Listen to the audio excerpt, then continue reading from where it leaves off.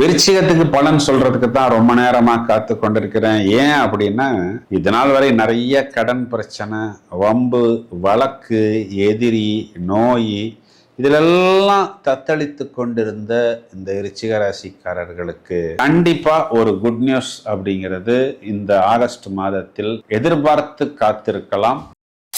இதுல இன்னொரு விதத்திலையும் தொடர்பு ஏற்படுகிறது. 6ஆம் அதிபதி நட்சத்திரமான மிருகசீரிட நட்சத்திரமும் இங்கு மிதுன ராசிக்குள் வருகிறது. அப்போ நட்சத்திராதிபத்தியத்துல வச்சு பார்த்தாலுமே அது 6-8 தொடர்பு 2 நிலைகளில் ஏற்படுகிறது. இது 2 நிலைகளில் ஜாக்பாட் அப்படின்னு எடுத்துக்கொள்ளலாம்.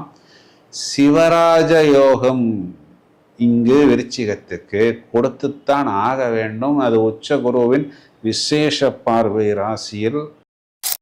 நெகட்டிவ் பாயிண்ட்னு எடுத்துக்கிட்டோம்னா 4ஆம் இடத்தில் இருக்கக்கூடிய ராகு என்ன பண்ணுவார், தொழில் சம்பந்தப்பட்ட இடத்துலையோ வீடு சம்பந்தப்பட்ட இடத்துலையோ இல்லை நம்மளுடைய உடல் சம்பந்தப்பட்ட விஷயத்திலேயோ சின்ன சின்ன அலர்ஜிக் இன்ஃபெக்ஷன் ஏற்படுத்துவார். அதுவும் இல்லாமல் நாமே சுக்கிரனை பார்க்கிறோம். சுக்கிரன் குதிகாட்டக்கூடிய காதல், காமம், கலத்திரம், உல்லாசம், லக்ஷரி போன்ற விஷயங்களை நாமே தூண்டி விடுவோம்.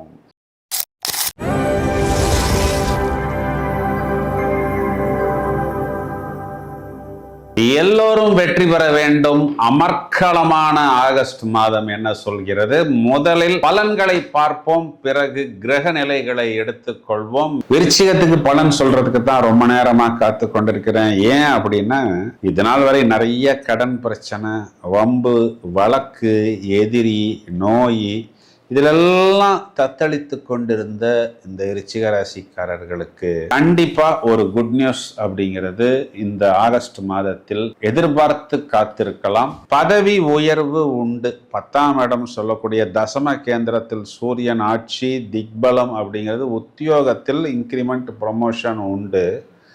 நிறைய வாய்ப்புகள் இவரை தேடி வரும். தொழில் சம்பந்தப்பட்ட விஷயத்தில் ஒரு முத்திரை பதிப்பார்கள். மேலும் ஒரு புதிய மைல்ஸ்டோன் அச்சீவ்மெண்ட் என்ற ஒரு அமைப்பில் வருகிறது. போட்டியாளர்கள் தவிடுபொடியாகி விடுவார்கள். ஒரு உயர் அந்தஸ்து, ஸ்டேட்டஸ், பெயர், புகழ், கீர்த்தி இது எல்லாமே இவர்களுக்கு பல மடங்கு அதிகரிக்கும். ஒரு கௌரவம் ஏற்படும். சார், ராசி அதிபதி செவ்வாய் இந்த மாதம் முழுவதுமே அஷ்டமத்தில் மறைகிறதே, இதெல்லாம் நடக்குமா அப்படின்னு நீங்கள் கேட்பது எனக்கு நன்றாக புரிகிறது. 200% நடக்கும் பிரதர், டவுட்டே கிடையாது. இதன் காரணம் ராசி அதிபதி மட்டும் அல்ல, அவர் 6ஆம் வீட்டுக்கு அதிபதி. 6ஆம் அதிபதி 8ஆம் வீட்டுக்கு செல்வது அப்படிங்கிறது நிகரற்ற திடீர் யோகம்னு சொல்லப்படுகிறது. எப்படின்னா, 6ஆம் அதிபதி 6ஆம் வீட்டுக்கு வெற்றி, 6ஆம் வீட்டுக்கு 3ஆம் இடம். இதுல இன்னொரு விதத்திலையும் தொடர்பு ஏற்படுகிறது. 6ஆம் அதிபதி நட்சத்திரமான மிருகசீரிட நட்சத்திரமும் இங்கு மிதுன ராசிக்குள் வருகிறது. அப்போ நட்சத்திராதிபத்தியத்துல வச்சு பார்த்தாலுமே அது 6-8 தொடர்பு 2 நிலைகளில் ஏற்படுகிறது. இது 2 நிலைகளில் ஜாக்பாட் அப்படின்னு எடுத்துக்கொள்ளலாம். சிவராஜ யோகம் இங்கு விருச்சிகத்துக்கு கொடுத்துத்தான் ஆக வேண்டும். அது உச்ச குருவின் விசேஷ பார்வை ராசியில். ஜீவனாதிபதி பாக்கியத்தில், பிறகு ஜீவனாதிபதி அவரே ஜீவனத்தில் ஆட்சி. அது லாபாதிபதி, ஜீவனாதிபதி சேர்க்கை. புத்திகாரகன் புதன் முதல்ல பாக்கியத்தில், பிறகு அவரே லாபத்தில், அவரே லாபாதிபதியாக ஜீவனத்தில். இதனுடைய ஒட்டுமொத்த அர்த்தம் என்ன அப்படின்னா, ஒரு ஒய்டு பால் போட்டாலும் 6 அடிக்கலாம், ஒரு நோ பால் போட்டாலும் 6 அடிக்கலாம். ஒரு பவுலர் பாலே போடாம கையில வச்சுக்கிட்டா கூட 6 அடிக்கலாம். ஏன்னா நமக்கு லாபமும் பாக்கியமும் தொழிலும் ஜீவனமும் 100க்கு 200% பலம் பெறுகிறது. ராசி அதிபதியே லாபத்தை பார்க்கிறது. நம்மளுடைய பகை கிரகம் அவரே லாபத்தை பார்க்கிறார். விரையாதிபதி போய் லாபத்தில் இருக்கிறார் சுக்கிரன். அப்ப நம்ம எதையெல்லாம் விரயம்னு நினைக்கிறோமோ அது நமக்கு லாபமாக வருகிறது. சுக்கிரன் கெட்டு போகிறார், போகட்டுமே, நல்லது தானே. எப்படி பிரதர் நல்லது அப்படின்னா, சுக்கிரன் நமக்கு கெட்டவன். கெட்டவன் கெட்டிடில் கிட்டிடும் ராஜயோகம் அப்படிங்கிற ஒரு அமைப்பில் வருகிறது. விரையாதிபதி விரயத்துக்கு விரயம். ஸோ எப்படி கணக்கு போட்டாலும் 9, 10, 11 நமக்கு 100க்கு 200 பாயிண்ட்ஸ் வந்து விடுகிறது. ஸோ தொழில், உத்தியோகம், வருமானம், லாபம், அரசாங்கம், வெளிநாட்டு தொடர்பு, பாக்கியம், இது எல்லாமே குறிப்பா நான் ஏற்கனவே சொன்ன மாதிரி வம்பு வழக்கு எதிரி சம்பந்தப்பட்ட விஷயங்களிலிருந்து நமக்கு ஒரு விடுதலை, கிளாரிட்டி, இதெல்லாம் நமக்கு ஏற்படும். நெகட்டிவ் பாயிண்ட்னு எடுத்துக்கிட்டோம்னா 4ஆம் இடத்தில் இருக்கக்கூடிய ராகு என்ன பண்ணுவார், தொழில் சம்பந்தப்பட்ட இடத்துலையோ வீடு சம்பந்தப்பட்ட இடத்துலையோ இல்லை நம்மளுடைய உடல் சம்பந்தப்பட்ட விஷயத்திலையோ சின்ன சின்ன அலர்ஜிக் இன்ஃபெக்ஷன் ஏற்படுத்துவார். அது ஒரு வாகன ரிப்பேராக இருக்கலாம், ஒரு வீடு ரிப்பேராக இருக்கலாம். அதில் நம்ம ஆரம்பத்திலேயே அந்த விஷயத்தை நாம் கவனித்து கொள்ள வேண்டும். 5ஆம் இடத்தில் இருக்கக்கூடிய சாட்டான் நம்மை டிஸ்டர்ப் செய்ய மாட்டார். ஏன்னா அர்த்தாஷ்டம சனி விலகி விட்டது. சாட்டான் இப்போ குருவின் பார்வையில் அடங்கி விட்டார். அப்போ சாட்டான் சுருண்டு விட்டார்னு நம்ம எடுத்துக்கொள்ளலாம். இந்த ராகுங்கிற ஒரே ஒரு கிரகத்துக்கு மட்டும் குறிப்பாக செவ்வாய், வியாழக்கிழமைகளாக இருக்கலாம், இல்லை வெள்ளிக்கிழமை, ஞாயிற்றுக்கிழமை, அமாவாசை, பௌர்ணமி திதிகளில் தொடர்ச்சியாக துர்கா, வாராகி, அம்மன் வழிபாடு, காளிகாம்பாள் வழிபாடு, இதெல்லாம் நமக்கு கண்டிப்பாக கைமேல் பலன் கொடுக்கும். இப்போ 11ஆம் வீட்டில் இருக்கக்கூடிய சுக்கிரனை 3ஆம் அதிபதியும் பிறகு சுக்கிரனை 7ஆம் அதிபதியாக வருவதாலும் 3, 7, 11 அதிபதிகளின் தொடர்பு 11ஆம் வீட்டில். அதுவும் இல்லாமல் நாமே சுக்கிரனை பார்க்கிறோம். சுக்கிரன் குதிகாட்டக்கூடிய காதல், காமம், கலத்திரம், உல்லாசம், லக்ஸரி போன்ற விஷயங்களை நாமே தூண்டி விடுவோம். அப்போ சாட்டானுடைய வக்கர நிலையில் உக்கிர பார்வை இந்த சுக்கிரனின் மேல் வந்து விழுவதனால் குறிப்பா நமக்கு ஒரு அன்னெசரி ஃப்ரெண்ட்ஷிப்பு, ஒரு இன்டீசன்ட் ப்ரொப்போசல், தேவையில்லாத ஒரு ஃப்ரெண்ட்ஷிப்பு, ஒரு நொந்து போன வெந்து போன நூடுல்ஸான நொந்து கொண்டிருக்கிற வெந்து கொண்டிருக்கிற ஒரு நபர் திருமணமான நபர்களுக்கும் ஆகாத நபர்களுக்கும் பயணத்தின் போது வெளிநாடுகளில் போகும் பொழுது ஒரு ஃப்ரெண்ட்ஷிப் நமக்கு வரும். அப்போ நம்ம என்ன பண்ணணும், நாசுக்காக கழுவுற மீனில் நழுவுற மீனாக நாம் வெளியே வந்து விட்டால் அது புத்திசாலித்தனம். அப்படி இல்லைன்னா தேவையில்லாத சில சின்ன சின்ன பிரச்சனைகளை நாம் சந்தித்து நம்மளுடைய நிம்மதியை இழக்க வேண்டிய ஒரு சூழ்நிலை அப்படிங்கிறது கண்டிப்பாக வரும். தவிர்ப்பது நலம், தவிர்ப்பது கடினம். இதனை மட்டும் நீங்கள் பார்த்து கொண்டால் போரும்.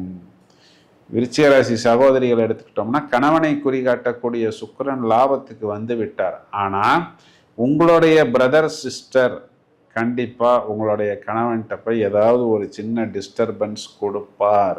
ஏன் அப்படின்னா இங்கே சாட்டான் உங்களுடைய ஹஸ்பண்டை பார்க்கிறார். உங்களுடைய குழந்தைகள் கூட சில நேரத்தில் நீங்கள் ரொம்ப ஸ்ட்ரிக்டாக இருப்பீங்க, உங்களுடைய கணவன் வந்து ரொம்பவும் செல்லம் கொடுத்துருப்பார் குழந்தைகளுக்கு. உங்கள்கிட்ட சில விஷயங்கள் நடக்காது. உங்கள் கணவனிடம் போய் அந்த விஷயத்தை அவர்கள் சாதித்து கொள்ளும் பொழுது சில நேரத்தில் நீங்கள் கொஞ்சம் வெளியில் சொல்லி கொள்ள முடியாத ஒரு சின்ன சங்கடத்தை உணர்வீர்கள். இது ஒரு பெரிய பிரச்சனையாக வராது, இருந்தாலும் உங்களுடைய கவனத்துக்கு நான் இதனை கொண்டு வருகிறேன். வயதில் மூத்த நபர்கள், குறிப்பாக இந்த பிளட் ப்ரெஷர், இரத்த கொதிப்பு இருக்கக்கூடிய நபர்கள், உணவு பதார்த்தங்களை கட்டுப்பாடாக எடுத்துக்கொள்வது, இயற்கை உணவுகள், இயற்கை வைத்திய முறை எடுத்துக்கொள்வது, ஃபிட்னஸ், வாக்கிங் போன்ற விஷயங்களில் ஈடுபட்டு தங்களது உடலை பத்திரமாக பார்த்து கொள்ள வேண்டும். மாணவர்கள் கண்டிப்பாக கல்வியில் கூடுதல் கவனத்தை வெளிப்படுத்துவார்கள்.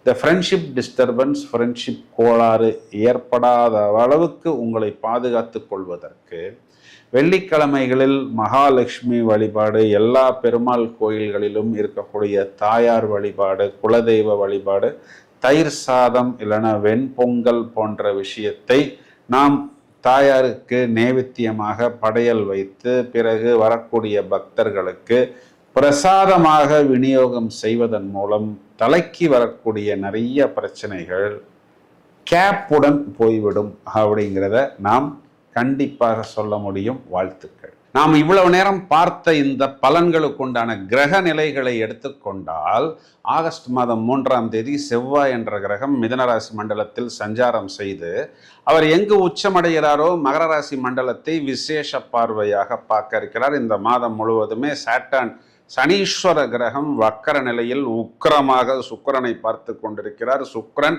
இந்த மாதம் முழுவதுமே நீசம். மேலும் ஆகஸ்ட் மாதம் 5ஆம் தேதி புதன் என்ற கிரகம் கடகராசி மண்டலத்துக்குள் வந்து பிறகு அவரே ஆகஸ்ட் 22ஆம் தேதி சிம்மத்தில் போய் சூரியனுடன் ஜோடி சேர இருக்கிறார். சூரிய புத ஆதிபத்தியமாக ஆடி மாதம் முடிந்தவுடன் ஆகஸ்ட் 17ஆம் தேதி கடகமனையிலிருந்து சிம்ம ராசிக்குள் சூரியன் நுழைந்து ஆட்சி பலம் பெற இருக்கிறார். இதுல முக்கியமான விஷயம் என்னவென்றால் தனுராசி மண்டலத்துக்கு செவ்வாயின் 7வது பார்வையும் சாட்டர்னின் 10வது பார்வையும் வந்து விழுகிறது. இதையும் தவிர நீச சுக்கிரனுக்கு செவ்வாயின் 4வது பார்வைன்னு சொல்லக்கூடிய விஷ பார்வையும் வக்ரசனியின் உக்ர பார்வையும் வந்து விழுகிறது. அப்போ சுக்கிரன் குறிகாட்டக்கூடிய காதல், காமம், களத்திரம், உல்லாசம் போன்ற விஷயமெல்லாம் நிறைய பேருக்கு தாறுமாறாக சில ராசிகளுக்கு தாக்குவதாகவும் சில ராசிகளை மேலும் தூக்கி கொடுப்பதுமாக இருக்கிறது. இதை பற்றி விவரமாக வழக்கம் போல் பட்டையை கலப்பும் விதத்தில் 12 பதிவுகள் தயாராகி கொண்டிருக்கிறது. எனவே தொடர்ந்து இணைப்பில் இருங்கள். இந்த பதிவை உங்களது நண்பர்களுக்கு ஷேர் செய்யுங்கள். வாழ்த்துக்கள். Thank you friends.